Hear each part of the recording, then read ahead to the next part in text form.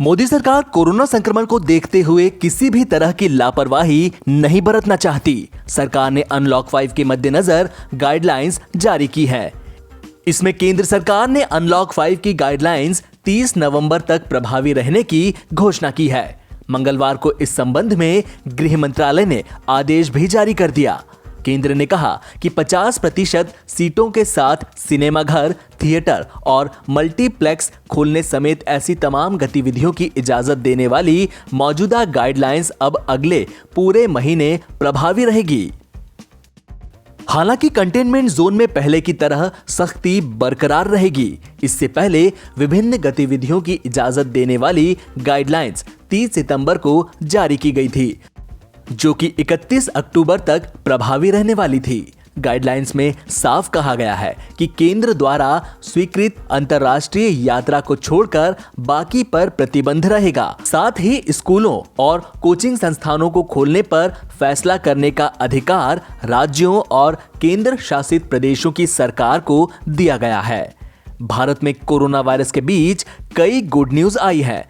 तसल्ली देने वाली खबर ये भी है कि पिछले 24 घंटे में कोरोना संक्रमण के मामले में पिछले दिनों की अपेक्षा कमी आई है। खुशखबरी यह भी है कि देश में एक्टिव केसेस की संख्या घट रही है। हालांकि इन सब के बावजूद केंद्र की मोदी सरकार कोरोना संक्रमण को देखते हुए किसी भी तरह की लापरवाही नहीं बरतना चाहती।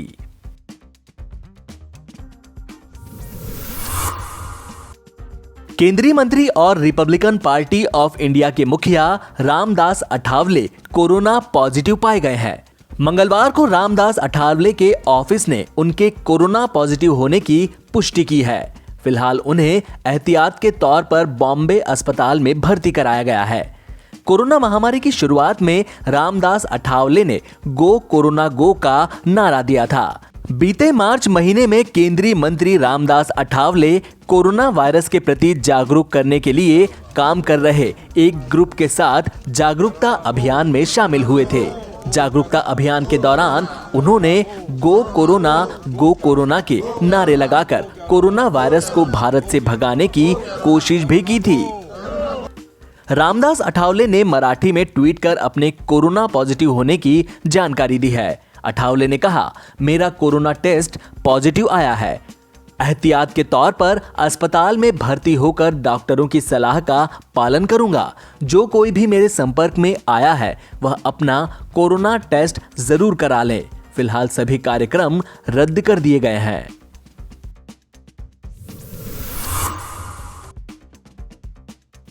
रूस की corona virus vaccine Sputnik V का 85% लोगों पर कोई साइड इफेक्ट नहीं देखा गया। इसे बनाने वाले गमलेया रिसर्च सेंटर के हेड अलेक्जेंडर गिन्सबर्ग ने सोमवार को इस बारे में जानकारी दी। अलेक्जेंडर ने कहा, वैक्सीन के साइड इफेक्ट 15% लोगों पर देखे गए। स्पुतनिक वी के तीसरे चरण के ट्रायल चल रहे हैं। रूस ने अगस्त में अपनी पहली corona virus vaccine Sputnik V register कराई थी। इसे लेकर दुनिया भर, खासकर पश्चिम में काफी सवाल उठाए गए थे। पश्चिमी देशों ने आरोप लगाया था कि रूस सिर्फ वैक्सीन की रेस में आगे निकलने के लिए जल्दबाजी कर रहा है। दरअसल रूस ने बिना तीसरे चरण के ट्रायल पूरे किए वैक्सीन रजिस्टर करा दी थी। वहीं रूस ने कहा था कि उसने अपनी पुरानी टेक्नोलॉजी का इस्तेमाल कर वैक्सीन बनाई है, इसलिए तेजी से विकसित कर ली है।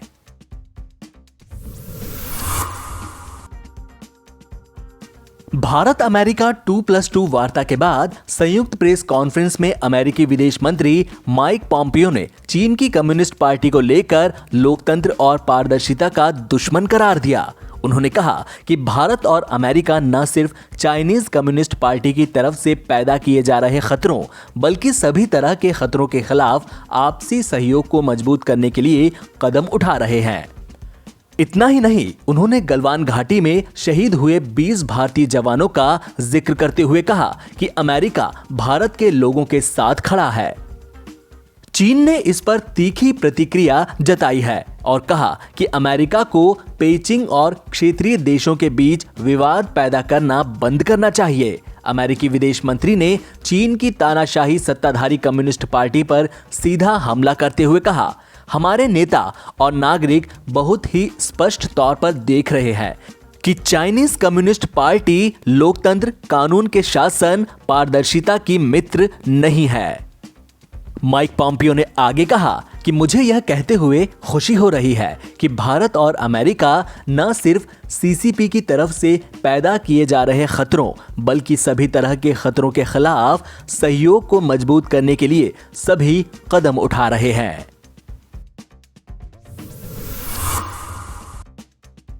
भाजपा नेता और केंद्रीय गृह राज्य मंत्री नित्यानंद राय ने एक बार फिर बिहार में एनडीए सरकार बनने का दावा किया है।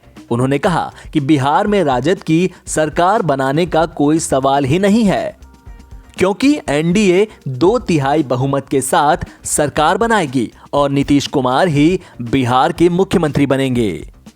कि क्या वजह है? उन लोगों का कहना है कि हर बार हमारे पिताजी भी आते थे, पारिवारिक रिश्ता है मेरा राघोपुर से, लेकिन क्या मतलब ऐसा है कुछ यहाँ पे? देखिए, पारिवारिक रिश्ता तो कहते हैं लेकिन निभाए कभी नहीं। यहाँ के विकास से मतलब नहीं रखे, यहाँ के सुख दुख से मतलब नहीं रखे। कोई लोग यहाँ से उनके दरवाजे पे गए तो एक गिलास एक लोटा पानी की बात तो छोड़िए, मिले तक भी नहीं। आज देखना ना, आप तो यहाँ थे ना, लोगों की आवाज़ क्या थी? लोग यहाँ तो कह के गए थे कि हम चुनाव जीत के जाएंगे तो राघोपुर कि हम बासी बन जाके घर बना लेंगे। घर बनाए क्या? विकास का कुछ रेल का दोहरीकरण कराया गया एनडीए सरकार की, प्रधानमंत्री जी। यहाँ देखिए जितनी बातें यहाँ विकास का, इधर से 6 लेन बन रहा है, NH हो गया, घर घर बिजली पहुँच गई, सड़क बनी है, उज्ज्वला गैस कनेक्शन से गैस कनेक्शन गया, जनधन खातों में कोरोना काल में पैसा आया, तो लोग देख रहे हैं शौचालय बने। तो यह विकास के काम लोगों को भा रहा है। नरेंद्र मोदी जी का नाम और काम और नीतीश कुमार जी के विकास का काम लोगों को बहुत बार सम्मान के साथ प्रधानमंत्री जी इस देश में विकास की धारा बहा रहे हैं। नहीं जीतेंगे तो क्या बनेगी? ये तो बड़ा सवाल हो जाएगा। सरकार बनने का सवाल कहाँ है?